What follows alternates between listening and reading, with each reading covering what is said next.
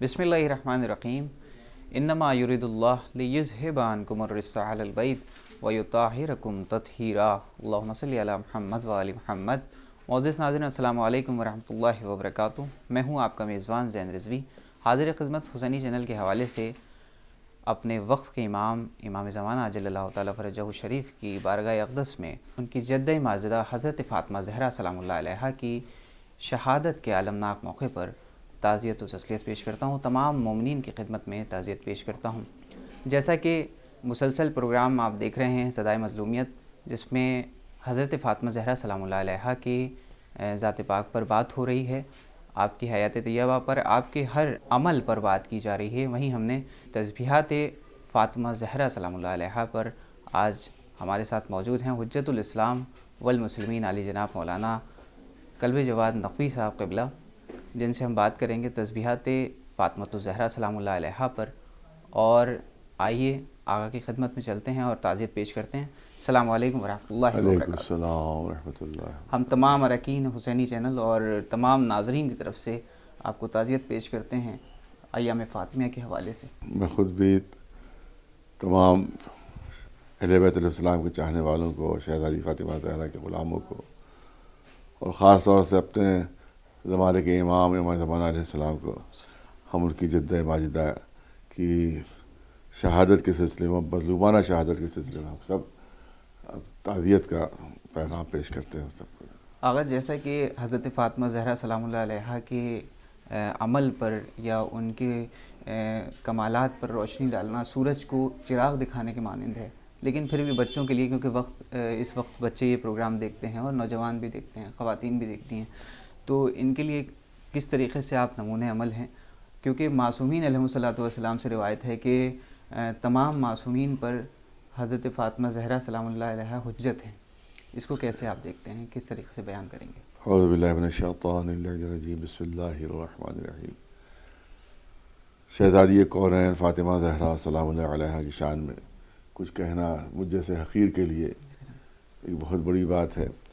और सिर्फ़ मेरे लिए नहीं, बल्कि शहज़ादी की अज़मत वो है, मर्तबा वो है, शरफ़ वो है कि किसी आम इंसान का जहन उन बुलंदियों तक पहुँच ही नहीं सकता है कि जो शहज़ादी को अज़मत और शरफ़ हासिल है, जो मर्तबा हासिल है, वाकई उस तक जहन नहीं पहुँच सकता, उस तक इंसानी अक़ल नहीं पहुँच सकती कि क्या बुलंदी थी उनकी, और क्या शरफ़ था और क्या मर्तबा था। आप अंदाज़ा फरमाएँ कि जिसके लिए रसूल कायनात जिसकी ताज़ीम के लिए उठ रहे हो, वो रसूलुल्लाह के जिसके जो महबूब खुदा हैं, जो हबीब खुदा हैं, जो रहमतुल लिल आलमीन हैं, कि जिसकी इनकी वजह से कायनात की खिलकत हुई है, जो तमाम रसूलों के सरदार हैं, जो सय्यदुल मुरसलीन हैं, अशरफुल अंबिया हैं, यानी रसूलुल्लाह की अज़मत और शरफ़ को कोई समझ नहीं सकता। और वो शख्सियत जो है वो शहज़ादी फ़ातिमा ज़हरा की ताज़ीम के लिए उठ रही है। और ये सिर्फ ये शिया किताबों में नहीं है, बल्कि अहले सुन्नत की इंतहाई बड़ी बड़ी मुतबर किताबों में, जैसे सियासत की किताब है सही तिरमिज़ी शरीफ, उसमें ये हदीस मौजूद है कि कुल्लमा दखलत फ़ातिमा क़ाम इलैहा रसूलुल्लाह, कि जब भी शहज़ादी फ़ातिमा ज़हरा तशरीफ़ लाती थी, अल्लाह के रसूल ताज़ीम के लिए उठते थे। सही तिरमिज़ी शरीफ की रवायत, अल्लाह के रसूल ताज़ीम के लिए उठते थे, ताज़ीम के लिए उठते थे और हाथों को बोसा देते थे। तसव्वुर कीजिए वो हाथ कैसे होंगे कि जिसको रसूल बोसा दे रहे हैं, जिसको रसूल बोसा दे रहे हैं। कोई बहुत बड़ा बुजुर्ग आलिम दीन आ जाता है, फर्ज के मर्ज वक्त आ जाएँ, आयतुल्लाह उज़्मा आ जाएँ, तो हम क्या करेंगे? हम ताज़ीम के लिए उठेंगे उनकी, हम उनके हाथों को बोसा देंगे। जहाँ अगर हम बैठे होंगे तो अपनी जगह पर उनको बिठाएंगे। ये अज़मत और शरफ़ ज़ाहिर कि हमारी जो निगाह में उनकी है, तो उसके हिसाब से हमारा अमल होगा। अब रसूलुल्लाह की निगाहों में कितनी अज़मत है शहज़ादी की, कि जब शहज़ादी तशरीफ़ लाई, बेटी हैं, हर बाप का मर्तबा बुलंद होता है, बेटी का मर्तबा कम होता है। बेटी हैं, लेकिन उसके बाद भी रवायतें कह रही हैं कि रसूलुल्लाह ताज़ीम के लिए उठ रहे हैं, हाथों को बोसा दे रहे हैं, अपनी जगह पर बिठा रहे। कौन है जो शहज़ादी के मर्तबे का तसव्वुर भी कर सके?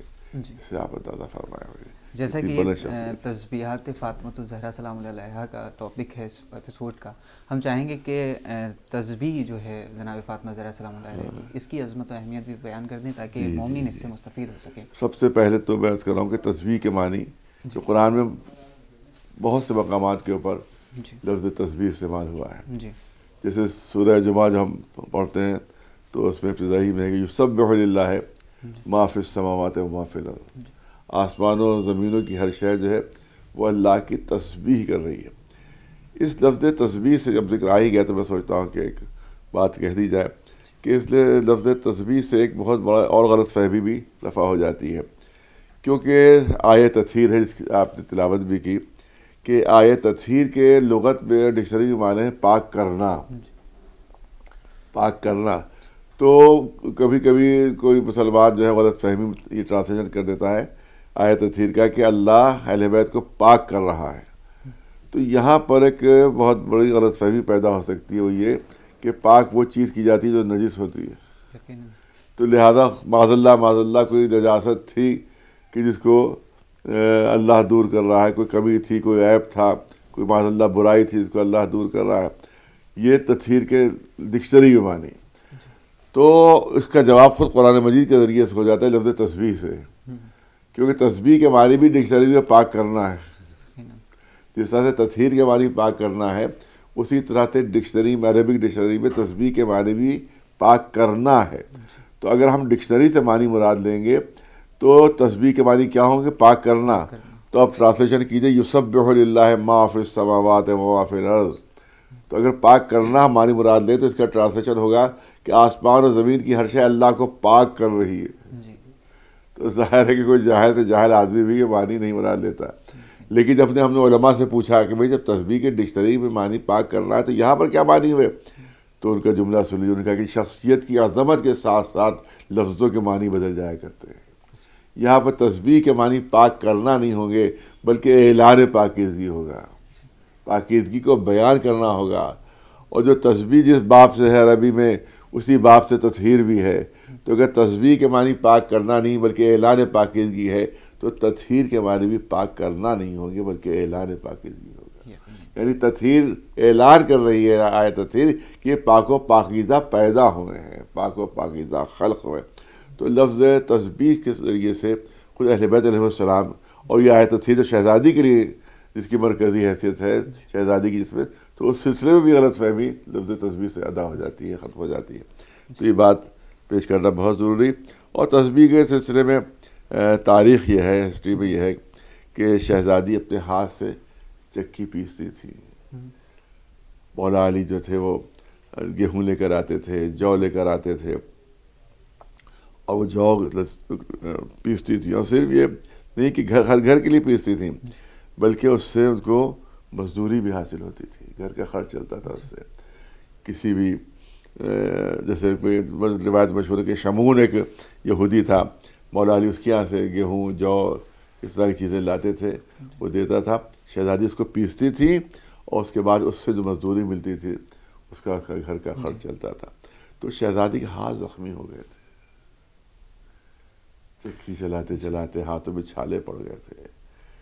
ہمیں خود ہم اپنی مثال نہیں دے سکتے لیکن پھر بھی بچوں کو سمجھانے کے لیے کہ ایک زمانے میں مجھے شوق تھا یہ کشتی چلانے کا، دریا میں کشتی چلانے کا شوق تھا. ہم لوگ گرمیوں کے زمانے میں یہاں چلے جاتے تھے گومتی میں. اب بھی پتہ نہیں ہوتی ہوگی، تو ہمارا بچپنے کا زمانہ تھا، 14-15 برس کا سن تھا. تو ایک 2-3 دن جو وہ کشتی چلائے شوق میں تو چھالے پڑ گئے. کچھ دن بعد ایسا ہوا کہ وہ اس کو چھو نہیں پا رہے تھے، اس کو جو اس کے پتوار ہوتے ہیں. اب اس کے بعد اندازہ ہوا شہزادی جو مہینوں چکی چلاتی ہوگی تو ہاتھوں کا کیا حال ہو جاتا ہوگا، ہاتھوں کا کیا حال شہزادی کا ہو جاتا ہوگا. اور وہ بھی گھر کے لیے بھی اور مزدوری کی حیثیت سے بھی. مولا علی باہر مزدوری کرتے تھے، شہزادی گھر کے اندر چکی پیستی تھی. کون ہے؟ پوری کائنات ان کے قبضے میں ہے. جن کے اشارے پر سورج 2 ٹکڑے ہو جاتا، سورج جو ہے وہ پلٹ آتا ہے. جن کے اشارے پر چاند 2 ٹکڑے ہو جاتا ہے. جن کے اشارے پر ستارے جو ہے وہ چوکھٹ پر سجدہ کرنے لگتے ہیں. ان کا عالم یہ تھا کہ وہ چکی پیستے. کیوں؟ دنیا کے لیے نمونہ عمل بننا ہے. آپ اپنی طاقتیں دکھانے کے لیے نہیں آئے تھے یہاں اہل بیت، اپنی طاقتیں دکھانے، اپنی حکومت دکھانے نہیں آئے تھے.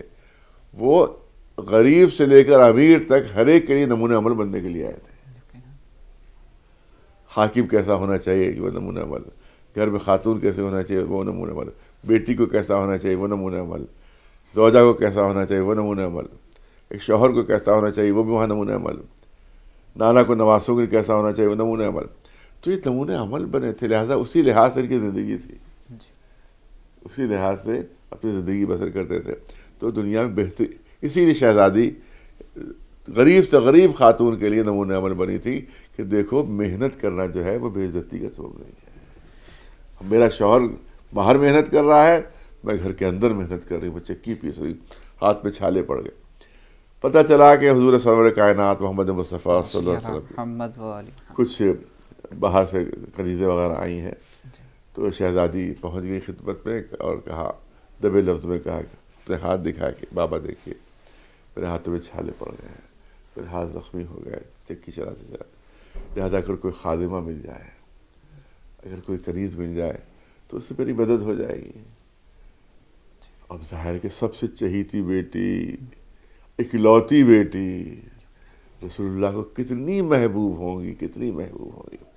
لیکن وہی دنیا کے لیے نمونہ عمل، نمونہ عمل کہ بیٹی کیوں نہ تمہیں ایک ایسی چیز تعلیم دے دوں جو ہزاروں کنیزوں سے افضل ہو جائے، جو دنیا اور آخرت کے لیے بہترین شے ہو جائے، جو کائنات میں سب سے افضل شے ہو جائے. منظور ہے بیٹی تم کو؟ کہا کہ ہاں بابا، جو آپ کی مرضی ہے میری مرضی. کہا یہ تسبیح پڑھا کر دو. اس کے بعد رسول اللہ نے یہ تسبیح تعلیم دی، جو آج بھی ہر مسلمان، تھوڑا سا ہلکا سا فرق ہے ترتیب میں، لیکن سارے مسلمان اس تسبیح کو مانتے ہیں. ہمارے یہاں ترتیب میں تھوڑا سا فرق ہے، لیکن یہ تسبیح جو ہے وہ شہزادی پڑھتی رہتی تھی. اور مگر میں سمجھتا ہوں کہ یہ تسبیح جو تھی شہزادی کے لیے کوئی نئی چیز نہیں تھی، کیونکہ اب روایت میں موجود ہے، وہ آپ کے سامنے عرض کر دوں. وہ روایت یہ ہے کہ رسول اللہ نے فرمایا تھا کہ سب سے عظیم، سب سے بلند مرتبہ وہ ہوگا کہ جس کے دروازے کے اوپر زہرہ ستارہ جو ہے اترے گا.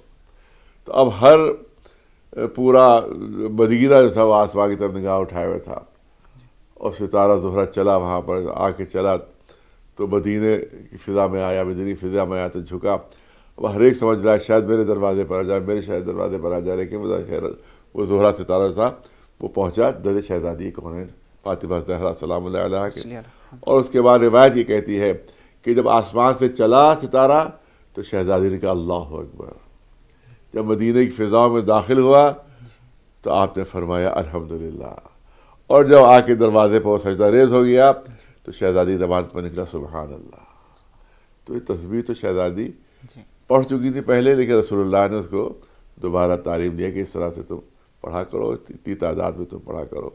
کیا اس سے پہلے بھی وجود میں تھی تسبیح کہ فاطمہ زہرا سلام اللہ؟ نہیں، اس طرح سے نہیں تھی جیسا رسول نے تعلیم دی تھی، لیکن جو جملے تسبیح کے ہیں وہ شہزادی کی زبان میں پہلے آ چکے تھے. ترتیب پھر رسول اللہ نے بتائی تھی کہ اس ترتیب سے تم پڑھا کرو تو اس پہ تم کو دنیا کی ساری خیر و خیرات جو ہے وہ اسی میں آ جائے گی. اور اس کے بعد آپ نے تذکرہ کیا کہ اماموں کے سلسلے میں کیا اشارات ہیں. تو چھٹے امام جعفر صادق علیہ السلام کا اس میں ارشاد ہے، اور بڑی تاکید امام نے فرمائی ہے تسبیح کے سلسلے میں. آپ نے کہا کہ جیسے تم نماز ختم کرو تو قبل اس کے کہ کچھ جنبش کرو تو تسبیح تم شروع کر دیا کرو اور تسبیح پڑھا کرو.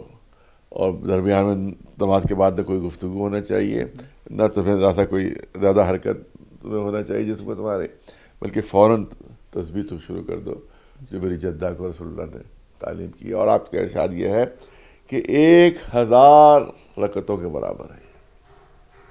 یعنی یہ تسبیح شہزادی جو ہے وہ 1000 رکعتوں کے برابر، ایک تسبیح 1000 رکعتوں کے برابر.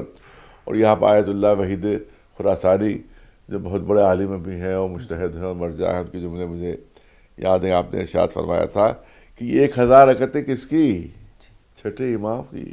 سبحان اللہ، یعنی کہ امام کی بات ہو رہی ہے. امام کہہ رہے یہ 6000 رکعتوں، یعنی امام جو 1000 رکعت پڑھتے تھے اس کے برابر یہ ثواب ہے.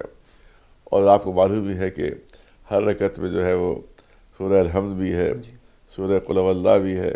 تو اس کا مطلب ہے کہ کتنے سورہ الحمد کا ثواب ہو گیا، کتنے سورہ قل هو اللہ کا ثواب ہو گیا، کتنے سجدوں کا ثواب ہو گیا، کتنے رکوع کا ثواب ہو گیا، کتنے قیام و قعود کا ثواب ہو گیا۔ اس سے اندازہ کرنا چاہیے ہمیں بچوں اور جوانوں کو کہ اس ایک تسبیح میں کتنا ثواب پوشیدہ ہے۔ اور پھر جو ہے رسول اللہ نے تعلیم دی ہے، کس کو تعلیم دی ہے؟ اپنے جگر کے ٹکڑے کو، اپنے دل کے ٹکڑے کو، جس کو سزا دی انہوں نے کہ فاطمہ میرا ٹکڑا ہے، فاطمہ تو بضعۃ منی، اس کی تعظیم کے لیے کھڑے ہوتے تھے، اس کو تعلیم دیا۔ تو اس کا اندازہ فرمایا کہ اس تسبیح میں کتنی عظمت، کتنا شرف اور کتنا مرتبہ ہوگا۔ لہٰذا مجھے بچوں اور جوانوں سے یہ ہے گزارش کہ اس تسبیح کو ضرور پڑھا کریں، اور یہ کہ یہ صرف یہی نہیں کہ نماز کے بعد ہے، بلکہ جس حاجت کے سلسلے میں یہ تسبیح پڑھی جائے گی وہ حاجت قبول، وہ حاجت قبول ہوگی۔ سبحان اللہ۔ حاجت قبول۔ اگر یہاں اسی لیے شب میں سوتے وقت بھی تاکید ہے جی کہ سوتے وقت بھی پڑھو تو رات بھر محفوظ رہو گے۔ کسی بزرگ کام سے نکلو، کسی اہم کام سے نکلو تو گھر کام سے نکلنے سے پہلے یہ تسبیح پڑھ لیا کرو۔ یہ شہزادی کی عظمت و اہمیت کی بات ہوئی ہے تسبیح کی، اس کے ساتھ ساتھ ہم جاننا چاہیں گے کہ آپ کی عبادت کے حوالے سے بھی بیان کر دیں کہ فاطمہ زہرا سلام اللہ علیہا کی عبادت کے حوالے سے کیا۔ اب پتہ یہی تو ہے کہ کیسے بیان کیا جائے۔ آپ سوچئے تو شہزادی کا سن کل 18 برس کا تھا، کل 18 برس کا تھا، اور روایت یہ ہے کہ آپ اتنی دیر تک کھڑی رہتی تھی عبادت میں کہ آپ کے پیروں پر ورم آ گیا تھا۔ 18 برس کے سن میں آپ کو کوئی مثال ملے گی؟ پوری دنیا میں کوئی مثال ملے گی کہ 18 برس کے سن میں کسی خاتون نے اتنی عبادت کی ہو کہ عبادتوں کی وجہ سے اس کے پیروں پر ورم آ جائے۔ اس سے اندازہ کی اس طرح سے خوف خدا سے آنسو جو بہتے تھے اس کو وہ ایک شیشی میں جمع کر لیتی تھی۔ جب شیشی میں جمع ہوتی تھی وہ آنسو جو بہتے تھے، اور اس کے بعد آپ کی وصیت یہ تھی کہ قبر میرے ساتھ یہ شیشے رکھ دی جائے، جس میں میرے وہ آنسو ہیں جو خوف خدا سے میں نے بہائے۔ عبادتوں کی اس بلند منزل پر فائز تھیں کہ اس تک بھی ہمارا ذہن نہیں پہنچ سکتا کہ 18 برس کا کل سن، کل ٹوٹل ان کی زندگی 18 برس کی تھی، اور اس میں اتنی عبادتیں تھیں۔ کوئی بوڑھا آدمی ہو اور صاحب وہ عبادتیں کرتے کرتے پیر اس کے سوج جائے تو لوگوں کو تعجب کی بات نہیں ہے، لیکن جس کا 18 برس کا سن ہو، بالکل کڑگل جوان جس کو کہنا چاہیے، نوجوان اس کو کہنا چاہیے، اور اس کے پیر عبادت تو سوج جائے، ورم آ جائے ان پر، تو اس سے اندازہ کیجیے شہزادی کتنی عبادت کرتی تھی، اس کم سنی میں کتنی عبادت کرتی تھی۔ اور ایک سوال اور ہے کہ جس میں حضرت فاطمہ زہرا سلام اللہ علیہ کی وہ ذات جس پر ہم نے ابھی بات کی تھی کہ سورج کو چراغ دکھانے کے مانند ہے، کیا وجہ ہے کہ جس کی وجہ سے اتنے زیادہ مظالم ڈھائے گئے آپ پر؟ عرب کا کینہ، عرب کی دشمنی، جس طرح سے اونٹ کے لیے مشہور ہے کہ وہ اپنا کینہ اور عداوت کبھی بھولتا نہیں ہو۔ اونٹ جو ہے وہ بدلہ ضرور لیتا ہے، کبھی اپنے مالک سے بھی بدلہ لے گا، وہ مالک سے بدلہ لیتا ہے وہ بغلے کے۔ تو عرب کا کینہ کبھی، وہ دشمن تھے رسول اللہ کے، پوری طاقت انہوں نے صرف کر دی کہ اسلام ختم ہو جائے، رسول اللہ ختم ہو جائے، بلیا بیٹ ہو جائے اسلام، لیکن نہیں کر سکے۔ اتنی جنگیں لڑی، 80 سے زیادہ جنگیں لڑی، کاہے کے لیے لڑی تھی رسول اللہ کہ رسول اللہ کو معاذ اللہ ختم کر دے، پیغام رسالت کو ختم کر دے، قرآن مجید کے پیغام کو ختم کر دے، بت پرستی قائم رہے، لیکن ناکام ہو گئے۔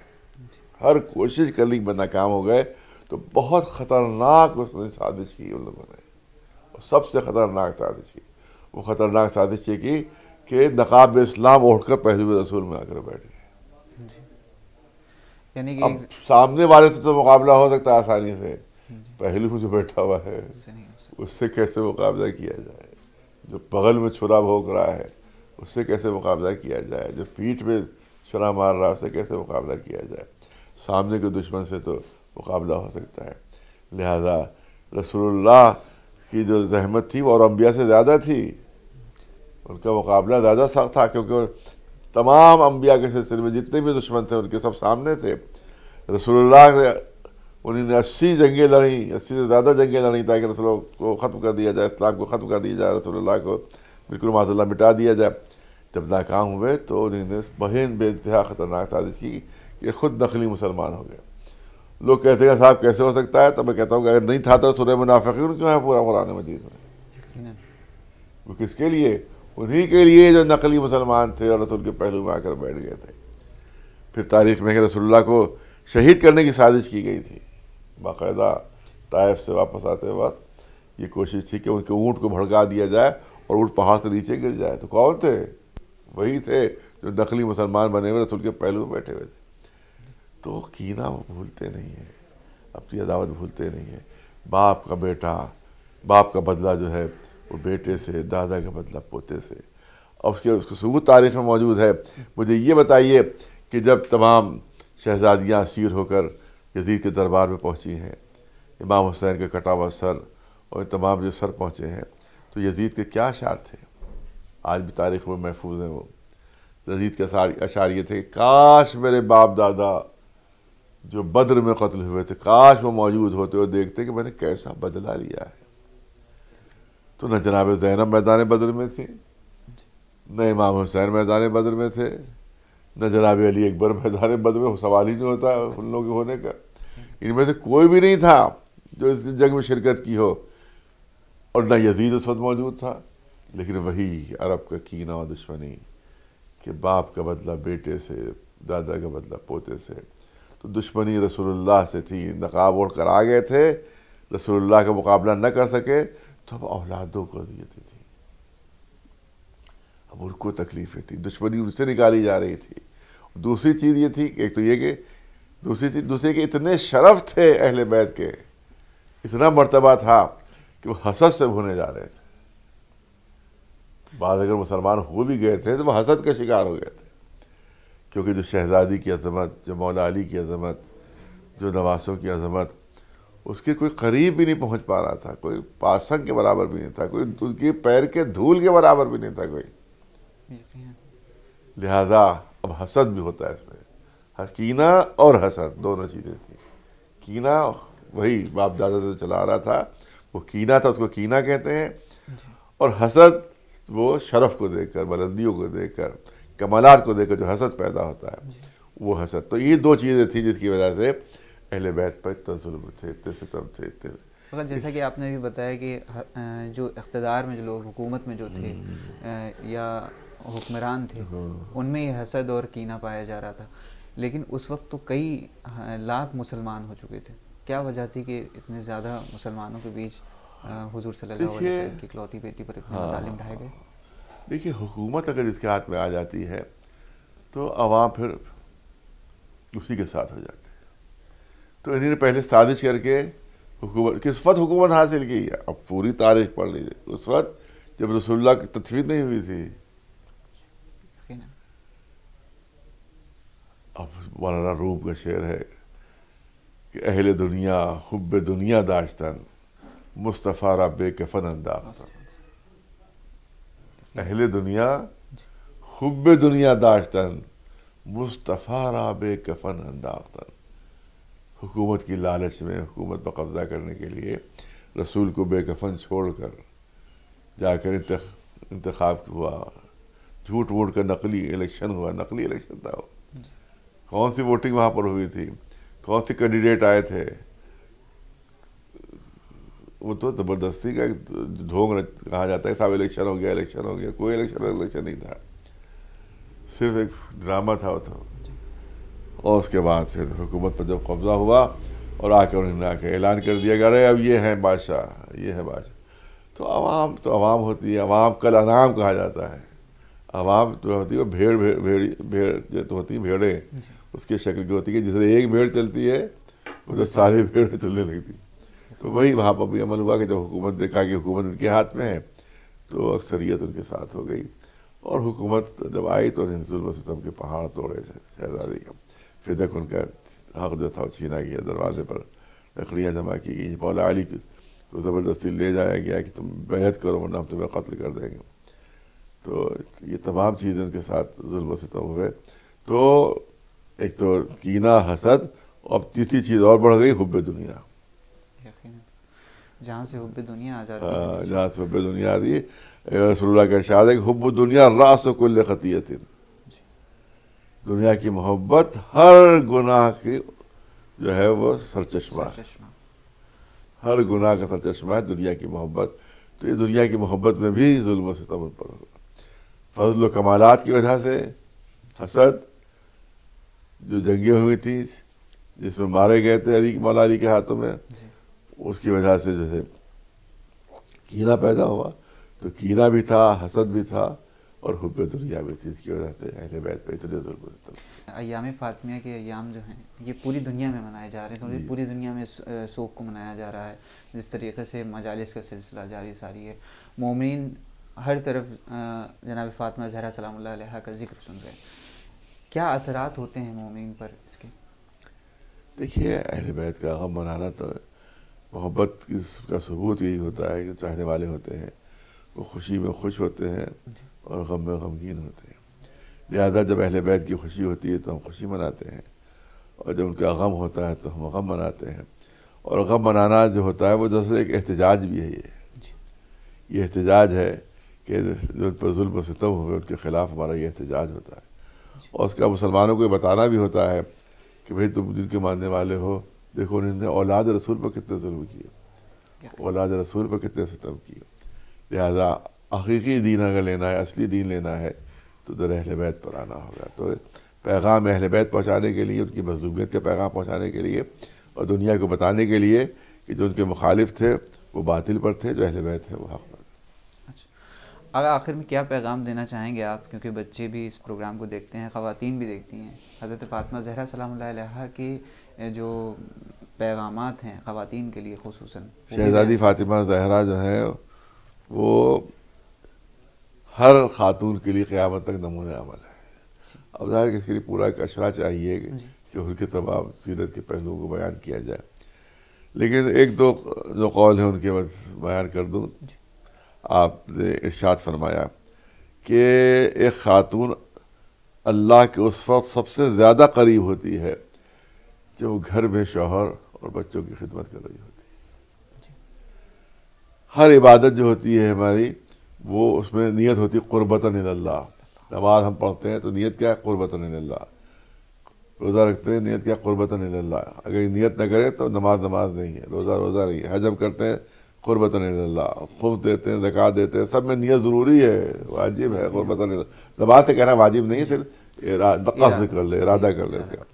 قربت کی کیا معنی؟ ہم اللہ سے قریب ہونا چاہتے ہیں، ہم اللہ سے قریب ہونا چاہتے ہیں. تو شہزادی نے فرمایا کہ اللہ سے قریب سب سے زیادہ اس وقت خاتون ہوتی ہے جب گھر میں وہ خدمت کر رہی ہوتی ہے. تو اس کا مطلب ہے کہ سب سے بڑی عبادت خاتون کے لیے یہ ہے کہ وہ گھر کے اندر خدمت کرے، شوہر کی خدمت کرے، اپنے بچوں کی خدمت کرے. اور شوہر بچوں کی جب خدمت کرے گی اور بچے صحیح اس کے ہوں گے تو ایک بہترین معاشرہ جو ہے وہ تشکیل پائے گا. تو اصل معاشرے کی جو بنیاد پڑتی ہے وہ ایک خاتون کی تربیت سے پڑتی ہے. مرد تو باہر ہوتا ہے، محنت کر رہا ہے، دن بھر مزدوری کر تھکا ہوا آ رہا ہے، گھر میں کھانا کھایا سو گیا. تربیت کون کر رہی ہے؟ ماں کر رہی ہے، عورت کر رہی ہے. تو معاشرہ اچھا، اگر مائیں اچھی ہیں تو معاشرہ سوسائٹی بھی اچھی ہوگی. اگر ماں نہیں ویسی ہیں جیسے اسلام چاہتا ہے تو معاشرہ بھی خراب رہے گا. بچیوں کے لیے کیا پیغام دینا چاہیں گے آپ، نوجوانوں کے لیے؟ بچیوں کے لیے پیغام یہی ہے کہ بھئی شہزادی کیا جو ہے وہ بیٹی کی حیثیت سے بھی بہترین نمونہ ہے. اتنی بہترین نمونہ ہے بیٹی کی حیثیت سے کہ باپ نے کہہ دیا فاطمہ تو ام ابیہا، فاطمہ باپ کی ماں ہے. اور اسی طرح سے ماں کی حیثیت سے بہترین نمونہ ہے کہ جو آغوش میں بچے پلے وہ امام بن گئے، امام حسن، امام حسین. اور بیوی کی حیثیت سے اتنا بہترین نمونہ ہے کہ مولا علی نے کہہ دیا کہ فاطمہ زہرا کائنات میں تم سے بہتر کوئی خاتون موجود نہیں ہے. تو شہزادی کی سیرت پر نظر رکھیں. وہ اگر بیٹی ہیں تو بہترین نمونہ شہزادی ہیں، اگر وہ زوجہ ہیں کسی کی تو بہترین نمونہ شہزادی ہیں، اگر وہ ماں ہیں بچوں کی تو بہترین نمونہ شہزادی کون ہے؟ فاطمہ زہرا سلام اللہ علیہا کے لیے. آقا بہت بہت شکریہ، ہم شکر گزار ہیں. شکریہ آپ کا، شکریہ کہ ہمیں ثواب کا موقع ملا کہ ہم شہزادی کا کوئی ذکر کر سکیں. اور تمام ناظرین اور اراکین کی طرف سے ہم تعزیت پیش کرتے ہیں اس ایام فاطمیہ کے حوالے سے. میں بھی سب کو تعزیت پیش کرتا ہوں کہ اس ایام غم میں جو ہے وہ ہم جو مجلس و ماتم کر رہے ہیں، جو عزاداری کر رہے ہیں، اس کو مولا بھی قبول فرمائے اور اللہ تعالیٰ بھی قبول فرمائے. تو ناظرین یہ تھے حجت الاسلام والمسلمین علی جناب مولانا قلب جواد نقوی صاحب قبلہ، جو ہم سے بات کر رہے تھے جناب فاطمۃ الزہرا سلام اللہ علیہا کی حوالے سے تزویات فاطمۃ الزہرا سلام اللہ علیہا پہ۔ آقا نے کچھ پیغام دیے ہیں جس طریقے سے بچوں کے لیے، جوانوں کے لیے، بچیوں کے لیے اور خواتین کے لیے آپ تمام حضرات اس پر عمل پیرا ہوں۔ خداوند عالم کی بارگاہ میں دعا کرتے ہیں کہ تعلیمات اہل بیت علیہم الصلاۃ والسلام سے ہمیں آشنا رکھے اور اس پر عمل کرنے کی توفیق برحمت فرمائے۔ اب اپنے میزبان کو دیے اجازت اس امید کے ساتھ کہ پھر حاضر ہوں گا ایک نئی شخصیت کے ساتھ۔ والسلام علیکم ورحمۃ اللہ وبرکاتہ۔